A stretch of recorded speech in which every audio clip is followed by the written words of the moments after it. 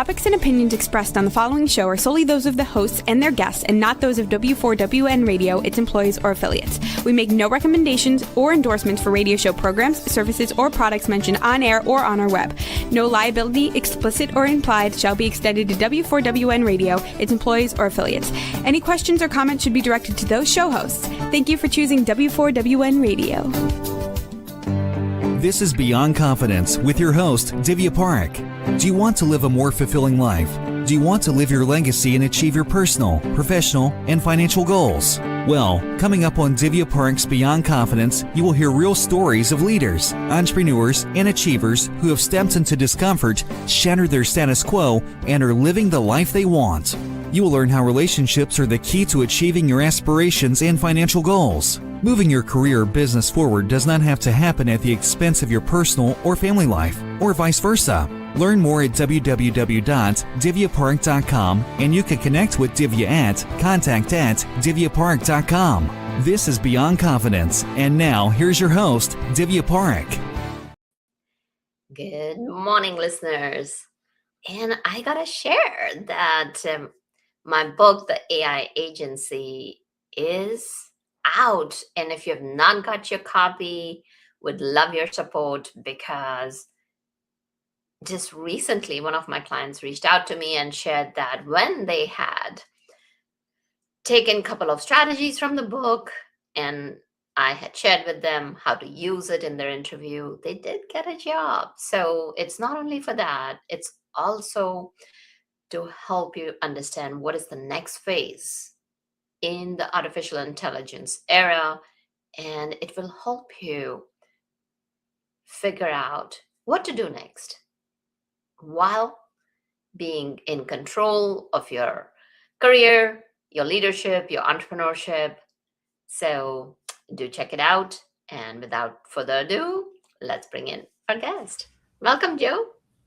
Hi, Divya. How are you today? Good. It's good to have you, Joe. Welcome. So usually we kind of like start out with a little personal question. So when you were young or in your youth, or was there a person or a moment that left a positive mark on you? Oh boy. I guess I could say, I grew up in Chicago and near Chicago. Nothing special. I always think I had pretty much an average youth, but we didn't have a lot. And one thing I can say is that I was always motivated to be better at anything that I did, to do better, because I had to try harder. But I was very fortunate as a young man to meet a man who mentored me in business and in selling and in basically just how to conduct yourself in business. And his name was Mr. Kelf. I always remember him. I can't forget him. And in those days, what we did is we sold cookware door to door. And I did that for 10 years under his mentorship. And I was pretty successful at it. But anyway, from there, over the years, I migrated. I was always involved in some kind of selling or business, eventually into cell phones. And then very fortunately, and something that I still do to this day, getting involved in the domain name industry. And that's where I am today. And I still enjoy it very, very much. Yeah, so we all know .com, we know .ai, and there are so many, like initially it used to be .com, but now there are so many other extensions and all that. And that's kind of world, at the most companies as well as entrepreneurs, what they do is you go to GoDaddy, Namecheap, and of course, Danadot. There's quite a few of those now. Like initially it used to be just one or two, and like now it's almost like it has mushroomed. So tell us a little bit about what is this world of .coms and the domains. Well, it's very good that you start talking about .coms, because in the very early days of the internet, when the domain name system was invented in the 1980s, that there were very few choices for the suffix to the right of a domain name. So you could get .com, .net, .org, Obviously, there was .gov and .edu that many schools and colleges use. But that was about it. There were just a few, and the schools and the government ones, of course, were limited to the same.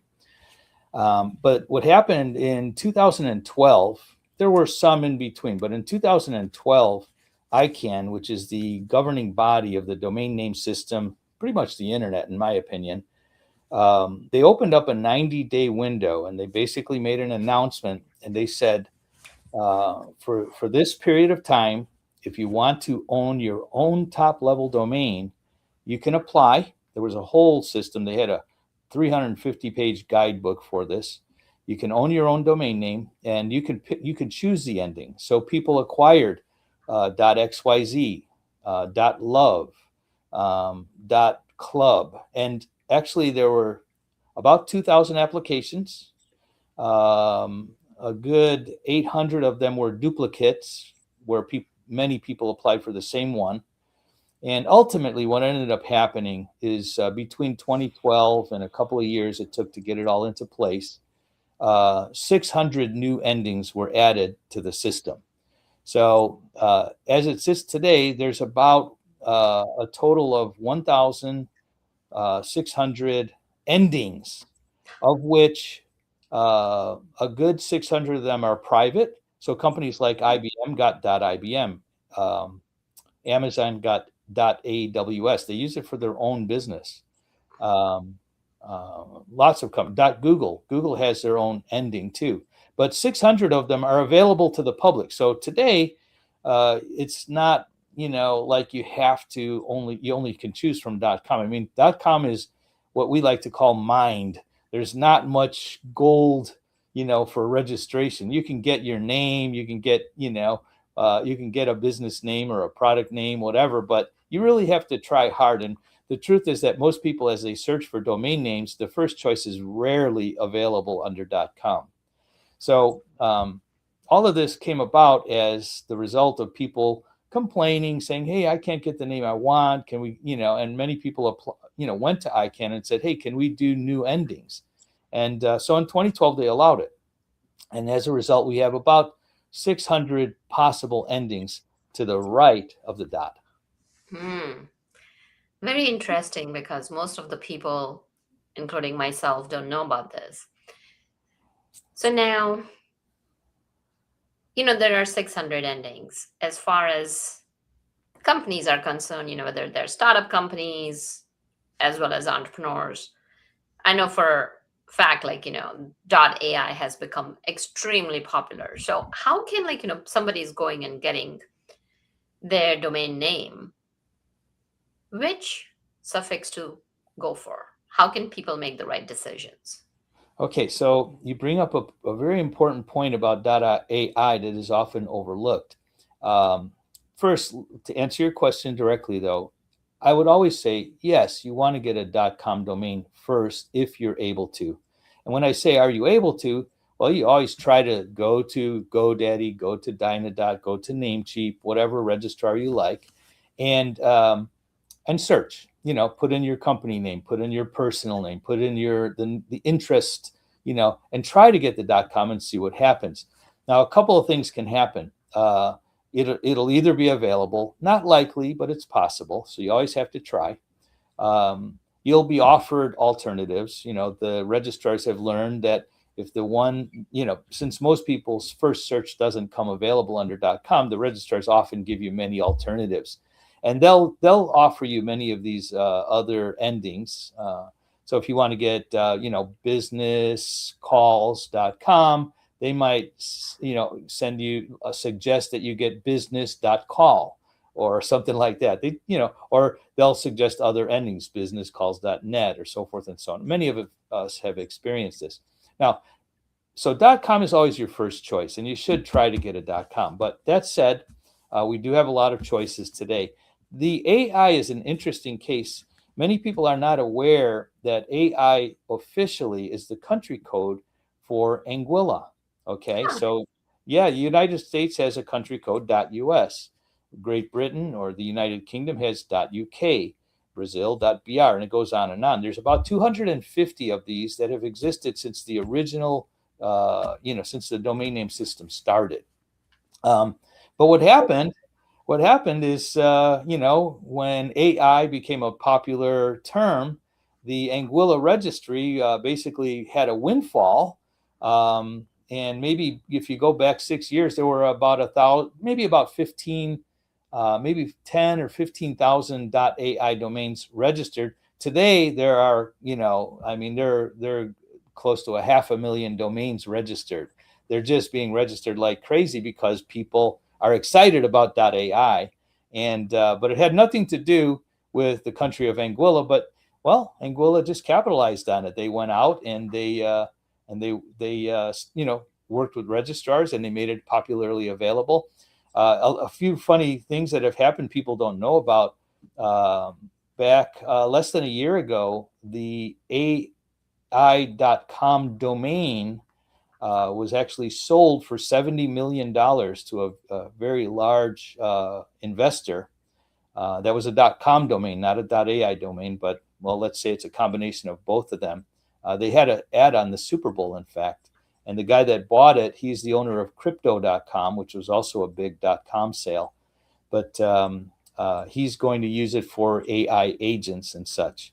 But anyway, things like this happen all the time. So country codes are kind of important. We're working with .mu as an example, which is the country code for Mauritius, and they're going to make that a music domain, a domain for all musicians and for just people interested in music. And it's originally a country code, but it's being relaunched. I know, you see.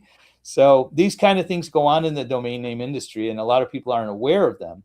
But .ai is actually the country code for that little island of Anguilla.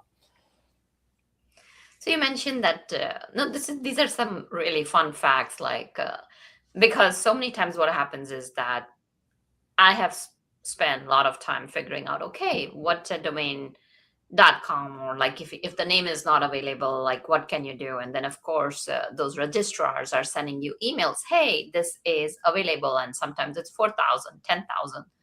So Right. sitting on popular word domains can be very powerful, and that can become an investment. Any thoughts on that? Oh yeah, this is a big thing. So a lot of this, happened by accident. People just registered. In the case of that AI.com, the gentleman who registered it lived, I forgot, I think it was from Indonesia or something like that. But what happened was his initials were AI, and he just talked to his mom. He was a kid. He said, Mom, I want to get my initials.com. And his mom let him use his credit card, and he registered it 25 years ago. Had no idea that one day it would become such a huge windfall for him. But a lot of people do buy and sell domain names for profit. Okay, so there is a cottage industry, and I would call it more than a cottage industry. It's millions and millions of dollars, where people, there are brokers that help people to acquire domain names. A lot of companies have a long name, and what happens is they want to get something shorter so that when they're typing in email addresses every day, it's not this long email address.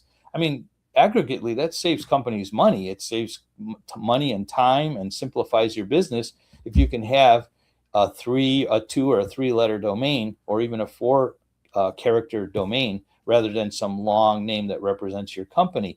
So in general, short domains that include just letters rather than letters and numbers are very valuable. Of course, in the .com is your first choice.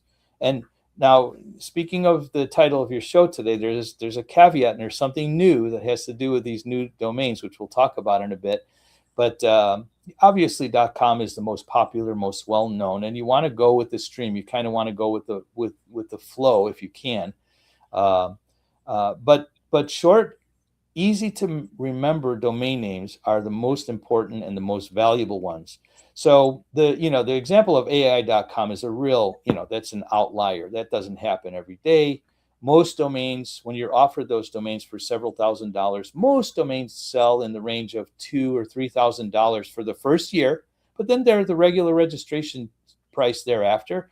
$15 a year. So they can be really worthy investments. And when you consider the fact that you're starting a business or a new product, it's probably worth it for you to invest a little more than the $10 or $15 that it takes to register a domain name. Don't rule out the possibility to spend a little extra and buy something that is worth it, that's valuable, that you'll be able to use forever, that people will remember your company by. So that's basically the story when it comes to choosing a domain name. Yeah, and that's powerful to know that shorter names are more memorable, and also that the initial investment is expensive, but thereafter it goes Right. back to the routine pricing. So that is a very key nugget for any Right. companies or entrepreneurs deciding what to go after. So now Right. that said, there's also like situations where people talk about domain authority. A lot of people, could you shed some light on that? Yeah. So domain authority is very important, and it's basically how the public perceives you as a company, depending on your name. And I would put this on two different levels. Um, First, as I said earlier, .com is probably the most authoritative. People know it, they're familiar with it, they trust it. So, that's always going to be there. It's probably not going to change anytime soon. Obviously, it's similar with .net or .org. These are trusted long-term extensions or suffixes. But there is a new generation of people and young people, and you always need to think about the next generation that are becoming very familiar with the, .mus, .xyzs, .attorney, .law, .legal. I mean, they go on and on and on. There's just so many of them. .art is a huge one, by the way. A lot of people are buying .art domains. So there's nothing wrong with them. They work the same. They are all backed up by ICANN. They are part of what we call the existing root. The existing root means that it's managed by ICANN. There are only 1,600, give or take, of them in the whole world, which include the country codes, the new top-level domains that we've been talking about, and all the original ones, the .com, the .net, and the .orgs and such. The root is what really the internet works on. It's called the IANA root. The IANA is part of ICANN, and that's really what the internet consists of. So those are all trusted, but there's another level of something going on that is very exciting, and it only happened in 2012, one time in the history of the internet, and that is this year in 2026. ICANN is reopening that window that they closed back in 2012. And so what's going to happen is for 90 days, any large company or even smaller, medium-sized businesses will be able to apply and get their own extension. Again, this is a brand new development. Well, it's been planned for years, but it's happening in 2026. The window will open at the end of April and it'll close in August. I think it's 105 days is what they're planning. And this is an ongoing process that is being discussed, by the way, in India right now. The ICANN meetings are occurring right now as we speak in Mumbai. And they're in the final stages of preparation. And this is a very exciting thing. So many companies who missed out last time that didn't get their own company name, for example, their own brand names, for example, they'll be able to apply in 2026. And when will that window open again? We don't know. ICANN's not saying yet. It doesn't mean it never will, but it's only happened once in the history of the internet, and it's been 14 years since that. So 2026 is a big year for brands and for businesses, and even for individuals that are, if they're well capitalized and they want to own a little piece of the internet, it's possible. If I may just share one example of a smaller entrepreneur who has been quite successful, a gentleman that applied for .buzz back in 2012. His idea was to capitalize on news buzz and news tips and things like that. So he applied for and acquired .buzz. He was the only one that applied for it, by the way. So he had no competition, no contention. ICANN didn't have to settle any. There weren't like 8 guys that applied for .buzz. He was the only one.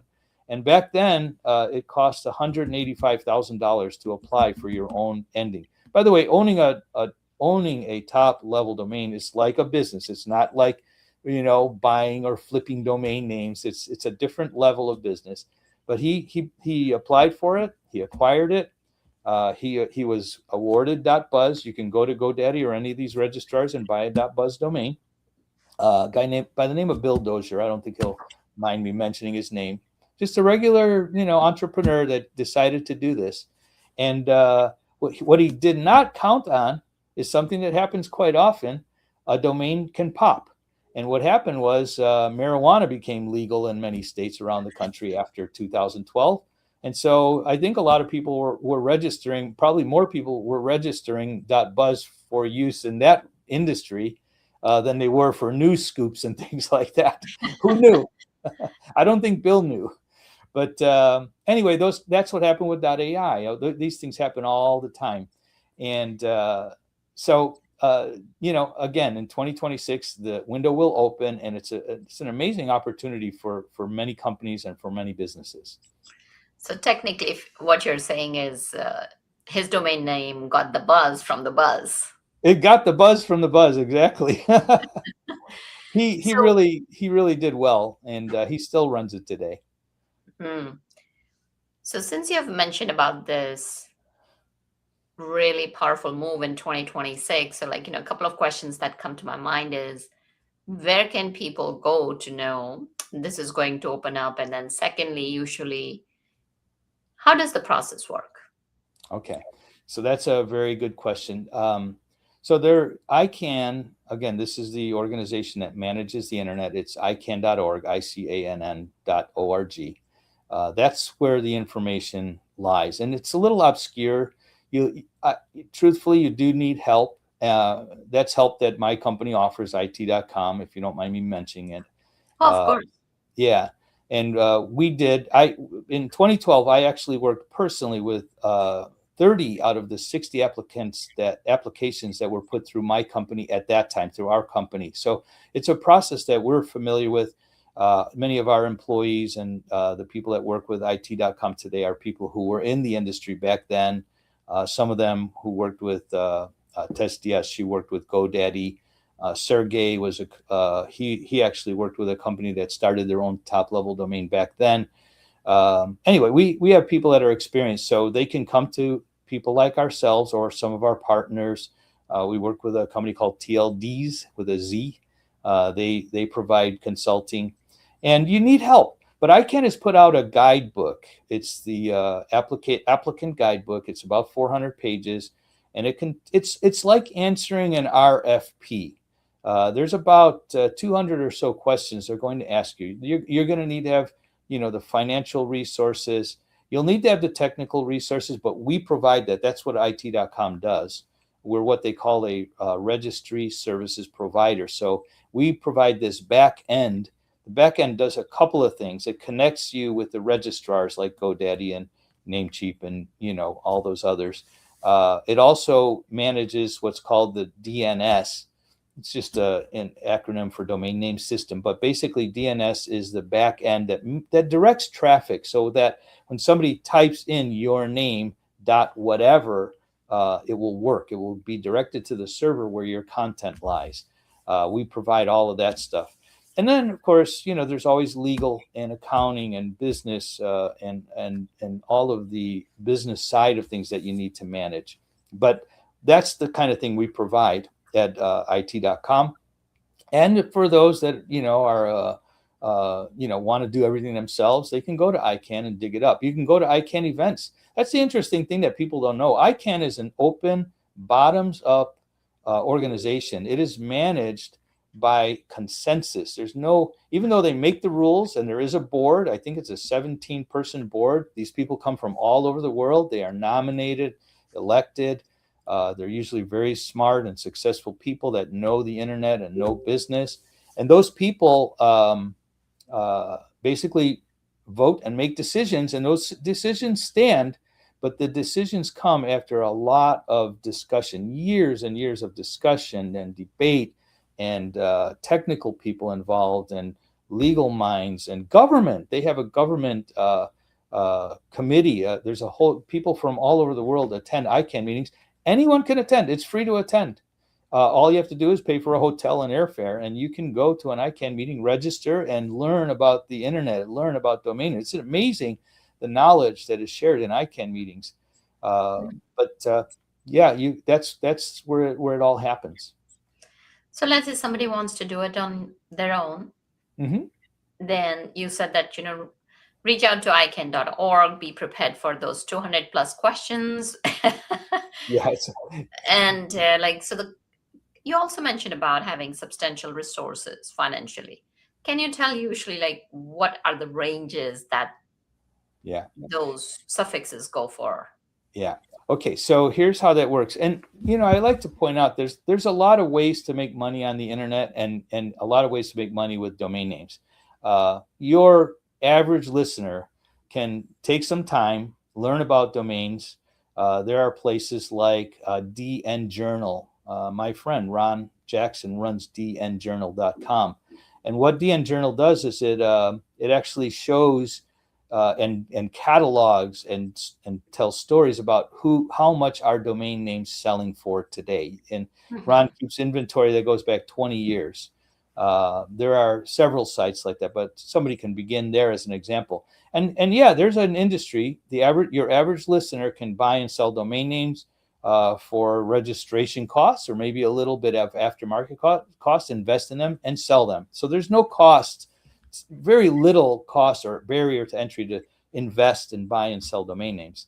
But this is a different level. By the way, people are brokers. There's a lot of domain name brokers. If you're a good negotiator and you like business and you like bringing people together and making deals, the domain name brokerage is very exciting. And there's an organization called the ICA, Internet Commerce Association. We are members of it, by the way.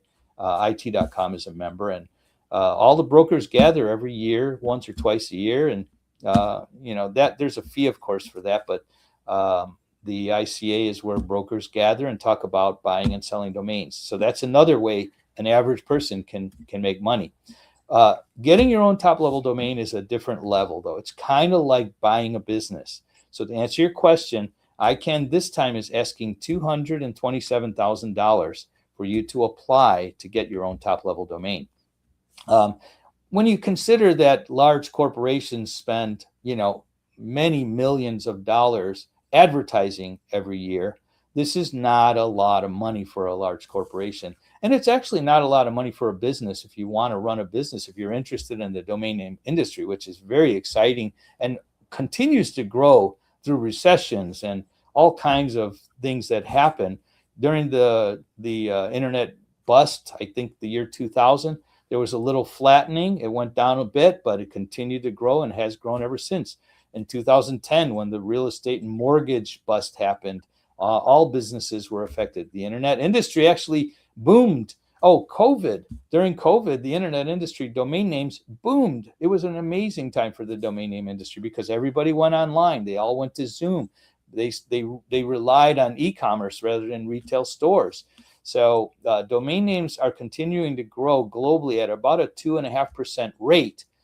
New top-level domains, the ones that were brought out in 2012, are growing in the 20% range. They're growing a lot faster than .com. Why? Because, as I said earlier in the show, .com is very well mined. So people are going to these alternatives.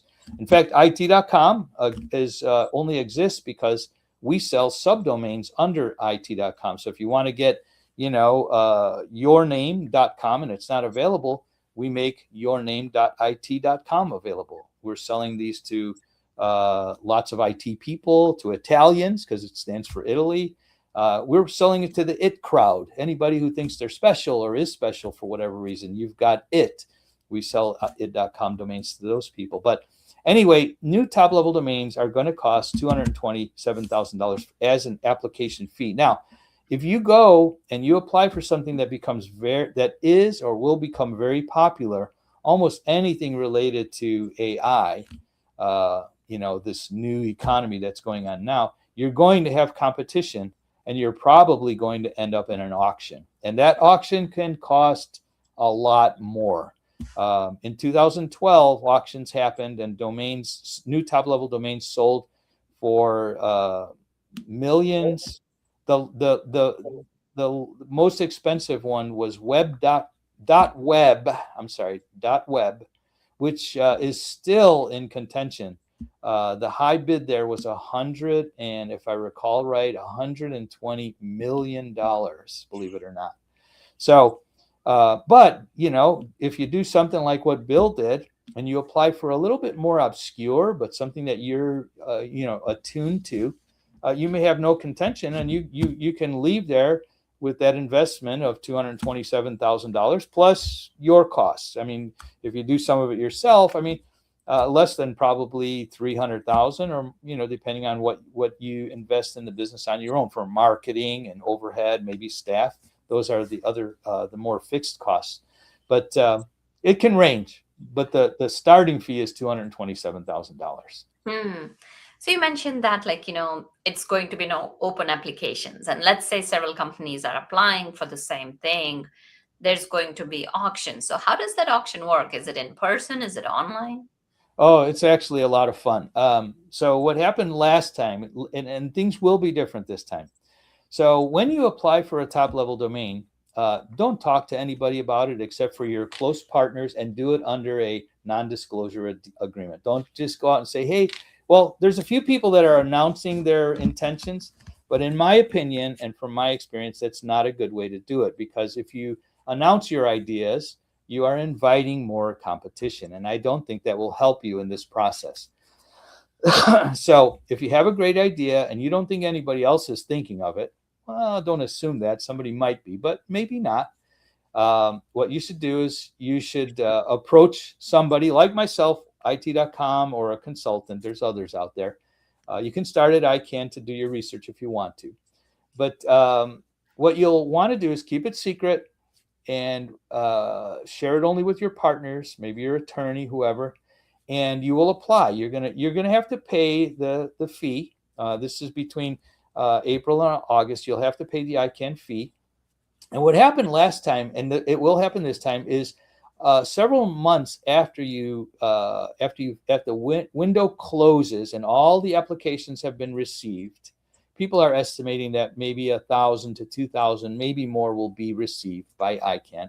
What's going to happen is ICANN will go through a bit of an evaluation. They will consolidate the similar ones, and then they'll have what's called a reveal day. It's kind of funny. Last time it was right around Christmas. I mean, they had Santa Claus there. It was in near Marina del Rey in Los Angeles here, by the way, is where they had it. It was an event. They held it at a hotel, but it was also online. They did it virtually. It was very public, very transparent. And what they do is they announce all of the applications and they put them into contention sets. It was a big party, by the way. And it was very exciting. And then they assign them priority, which means they're not going to release them all in one big, batch. They're going to release them in smaller batches over a period of time. So last time they released, anywhere from 5 to 10 per month over a period of many years. But the reveal day was actually pretty exciting. It was a party, and it was the day where all of the secrets were revealed. How many people applied for this? How many people applied for that? And you got to know if you had competition or not. But what's going to happen this time, it was a little different last time, is if you have contention, if you have many people who apply for your idea or what you thought was your idea, you'll go to you'll go through the process. There's many little steps along the way, but ultimately there is an auction, and ICANN will get the proceeds. ICANN will use this money. They say it's nonprofit, and they say it's just to cover their costs. But in truth, I think it's going to be a lot more than their cost because of these. These are very valuable, and ICANN is going to get that money. But it'll be used to make the internet stronger, because that's what ICANN's charter is. ICANN is there to, help prevent fraud, to help coordinate, just basically make sure that the internet works around the world, that it stays global, that is the resource that it is today continues to be the resource for that it is for our children and for their children. But that's how it's going to work. It's going to be ultimately at the end will be an auction, and the highest bidder is going to win. So if you go and try to apply for something that is very popular right now in the world of AI, for example, be prepared to to be in an auction, and it could cost way more than the $227,000. And I'm sure our audience has a question like, okay, you go, you bid it, the highest auction bidder gets the .com or whatever that suffix. The dot whatever. Yes, exactly. Dot whatever. Like, what do Yeah. you call that dot suffix? That suffix, well, suffix is an accurate word. You can call it the technical word is top level domain. So Okay, if you the top if you level domain. yeah, They get that. they call it a TL. They also call it a TLD for short. Okay, so TLD. Okay, so top level domain. People get that. What happens to the rest of the people? Do they lose their application fee or do they get it back? That's a great question. Very pertinent. So once the reveal day happens, will give you the opportunity to do one of a few things. All right. Part of the application process is what they call the alternate string or alternate TLD. When you apply, they're going to ask you to choose a second one, and it doesn't have to be related. It can be completely unrelated. And once the reveal day happens, you're going to know if you're going to be in an auction or not, because it'll happen or it won't. You will have the option, number one, to stand up your second or your alternative top level domain, your alternative string. We call them strings often. So if you applied for .everything, and many other people applied for .everything, you can lay down .everything and stand up .anything, if you get what I mean. And if nobody else applied for it, there you go. You can go the rest of the process without competition. So that's your first choice, or a choice that you'll have. The other choice is you can back out. You can say, okay, I didn't think I'd have this much competition. My alternative string also has competition. We want our money back. Now, ICANN will issue you a 65% refund. That means you lost $80,000 if you back out. So this is not something that you want to do lightly. It's not, and you don't do it if you don't take money out of your 401k to do this. This is for, you got to be funded and willing to risk some money. But from ICANN's standpoint, by the way, they don't want just anybody operating a top level domain. Remember, in the world, there are something like 386 million domain names registered globally, okay? In the top level, as I mentioned earlier, there are only 1,600, give or take, today. ICANN doesn't want 380 million top level domains. Maybe one day it'll be different, but as it stands today, that's not what they want. They want serious operators that are financially stable, that have the technology, that know what they're doing or can learn what they're doing. You don't have to be a multi-billion-dollar corporation, but you do have to have certain standards. So, you got to be willing to take some risk here. There is absolutely risk. And if I may mention my book, in my book, I talk about this, by the way. There's a whole section about the caveats and the risks. Yeah, no, I thoroughly enjoyed your book. And please share, where can people connect with you? Where can they find your book? Oh, my book is on Amazon. It's called How to Get Your Own Top Level Domain. It's a long title, but I wanted to write it ever since 2013, after ICANN did the first round of new TLDs. But I didn't take on the project seriously until I came to work for IT.com. And in fact, our CEO is my co-author. His name is Andrei Inserov. We did this book together. We felt that, the way ICANN does this, they're a great organization, but I like to say they preach to the choir, because, their reach for this news, for this amazing information, is kind of limited. They go to industry forums. So it's not well known outside the industry. And I'm on a mission to let the world know that new top level domains are possible, that you can own one, that you can operate one, and that the process is doable. Is it risky? Yes. Is it doable? Yes, absolutely. So we put the book together last year. we released, we actually did a second version because ICANN has what's called the applicant guidebook, which is much more complicated than mine. And it is something that you will need and will use. That's the authoritative guidebook to getting a new top level domain. But we felt like, ICANN isn't giving people a lot of time in terms of like this is happening. And so we wrote the book last year. We released it on Amazon, the first version in March, and then the second version around October. And it's available right now. Oh, that's fantastic. And I'm sure people will get so much value out of it. And do you also want to share your website? Where can people connect with Yes. you? Our website is, you can go to get.it.com, or if you go to get.it.com, that's our basic website. That's where we offer it.com domains. We have, if you search a domain there, by the way, we don't actually sell domains there, but if you search for a domain, you'll be connected with 10 of the top registrars in the world who offer our domains, and you can compare prices. It's actually a nice price comparison tool. Whether you buy an it.com domain or not, you can buy any domain because it connects you all the best registrars, GoDaddy's and Dynadots and Namecheap and many others. So it's a great tool for that. But also at RSP, that stands for Registry Service Provider.it.com, we have some specific information related to acquiring your own top-level domain, your own suffix.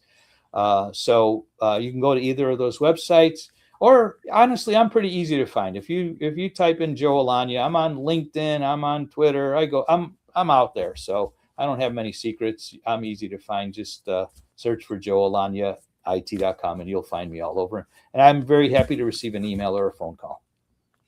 Well, fantastic, Joe. Any last thoughts you might want to share with our audience? I'll just say this, that first, thank you for listening. If you stayed with us this long, domain names can be a topic where some people's eyes glaze over, but in truth, it's super exciting. If you love languages, if you love words, if you love communications, I think domain names are a very exciting business. I love the industry, and I would encourage you to explore being part of it, whether it be to get your own top-level domain, whether it be to be a broker, or whether it be just to invest in them. Domains are really exciting. They have a great future, by the way.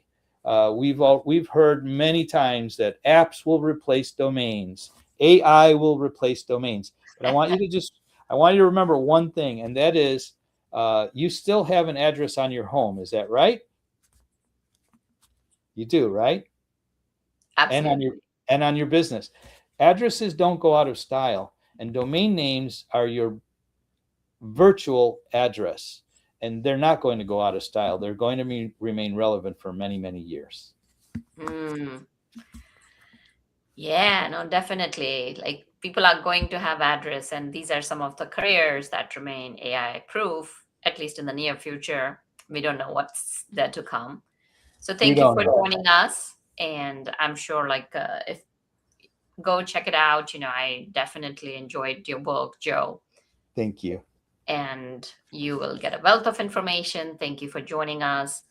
And thank you, wonderful audience, for being part of our show and letting us know how we can support you and serve you.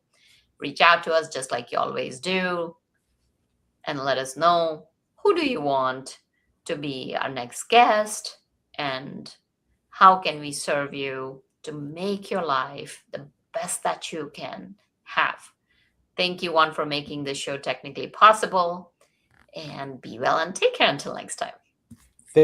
Thank you for being part of Beyond Confidence with your host, Divya Parekh. We hope you have learned more about how to start living the life you want. Each week on Beyond Confidence, you hear stories of real people who have experienced growth by overcoming their fears and building meaningful relationships. During Beyond Confidence, Divya Parekh shares what happened to her when she stepped out of her comfort zone to work directly with people across the globe. She not only coaches people how to form heart connections, but also transform relationships to mutually beneficial partnerships as they strive to live the life they want. If you are ready to live the life you want and leverage your strengths, learn more at www.divyaparekh.com. And you can connect with Divya at contact@divyaparekh.com. We look forward to you joining us next week.